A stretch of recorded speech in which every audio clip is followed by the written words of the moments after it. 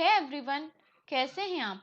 Welcome to our YouTube channel GL, that is Gurukul learning. तो आज हम बात करने वाले हैं कंपनीज एक्ट 2013 के दो टॉपिक के बारे में। उनमें से फर्स्ट है accounting standard and another one is articles of association. तो चलिए शुरू करते हैं।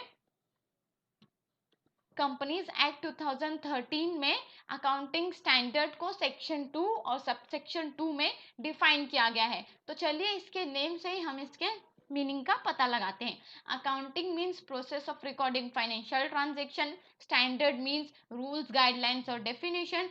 तो अकाउंटिंग स्टैंडर्ड का मीनिंग क्या हो जाता है? स्टैंडर्ड्स ऑफ अकाउंटिंग, मतलब अकाउंटिंग करने के लिए जो भी स्टैंडर्ड्स फॉलो करते हैं, जो कंपनी के ट्रांजेक्शन्स होते हैं, फाइनेंशियल ट्रांजेक्शन्स को रिकॉर्ड करने के लिए जो भी हम स्टैंडर्ड्स फॉलो करते हैं, रूल्स रेगुलेशन फॉलो करते हैं, उसे हम अकाउंटिंग स्टैंडर्ड कहते हैं। तो अब अकाउंटिंग स्टैंडर्ड के डेफिनेशन में सेक्शन 133 को रेफर करने के लिए कहा गया। तो चलिए सेक्शन 133 को रेफर करते हैं और जानते हैं कि अकाउंटिंग स्टैंडर्ड को कौन प्रिस्क्राइब करता है, कौन कौन सी बॉडीज इसके अंदर इन्वॉल्व है।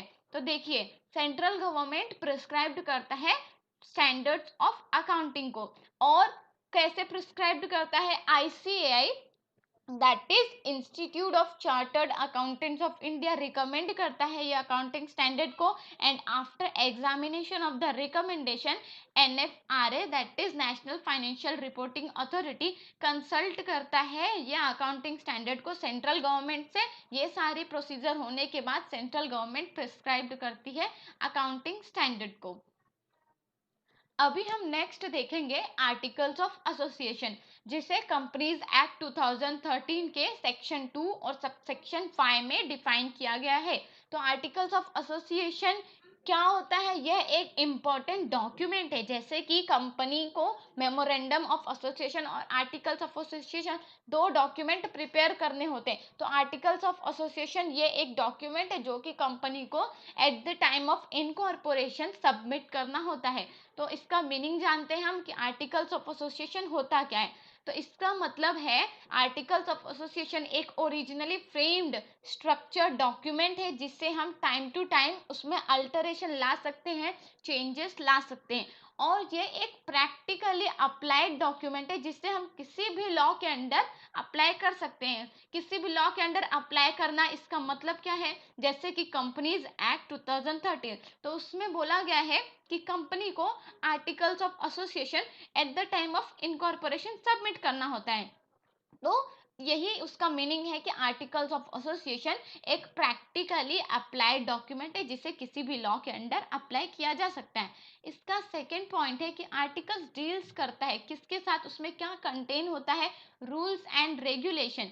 किस चीज के लिए rules and regulation? For the issue of share, payment, dividends, audit financial record, provide voting rights of the company, etcetera etcetera. मतलब जो भी कंपनी की मैनेजरियल फंक्शन होती है, वो सबको कौन से रूल्स रेगुलेशन फॉलो करने हैं, क्या फॉलो करना है, ये सब आर्टिकल्स में कंटेन होता है। अब हम थर्ड पॉइंट इसका देखेंगे कि आर्टिकल्स ऑफ एसोसिएशन में एक नया कंसेप्ट इंट्रोड्यूस किया गया है। वो कंसेप्ट कौन सा है?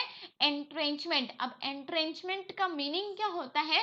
एंट्रेंचमेंट को क्यों इंट्रोड्यूस किया गया है?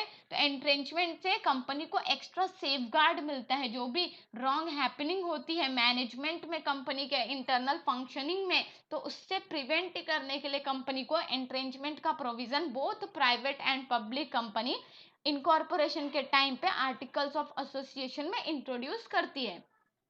तो चलिए एक क्विक रिवीजन लेते हैं कि हमने क्या सीखा। हमने अकाउंटिंग स्टैंडर्ड देखा, जिसका मीनिंग होता है स्टैंडर्ड्स ऑफ अकाउंटिंग, और इससे सेंट्रल गवर्नमेंट ने प्रिस्क्राइब किया हुआ होता है, जो कि रिकमेंडेड रहता है ICAI के द्वारा। And after examination of recommendation, NFRA इसको कंसल्ट करता है सेंट्रल गवर्नमेंट से।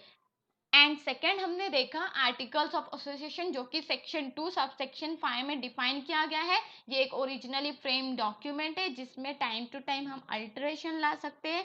ये एक प्रैक्टिकली अप्लाइड डॉक्यूमेंट भी है, जिससे किसी भी लॉ के अंदर हम अप्लाई कर सकते हैं। और आर्टिकल्स में एक न्यू कंसेप्ट को इंट्रोड्यूस किया गया है, वो एंट्रेंचमेंट। उसे क्यों इंट्रोड्यूस किया है, उससे क्या होता है, वो कंपनी को एक्स्ट्रा सेफगार्ड प्रोवाइड करता है, कोई भी रॉन्ग हैपनिंग होता है तो उससे प्रिवेंट करता है। और प्राइवेट पब्लिक दोनों कंपनियां इनकॉर्पोरेशन के टाइम पे आर्टिकल्स ऑफ एसोसिएशन में एंट्रेंचमेंट का प्रोविजन इंट्रोड्यूस करती है। Thanks for watching my video. Don't forget to like, comment, share and subscribe to my channel.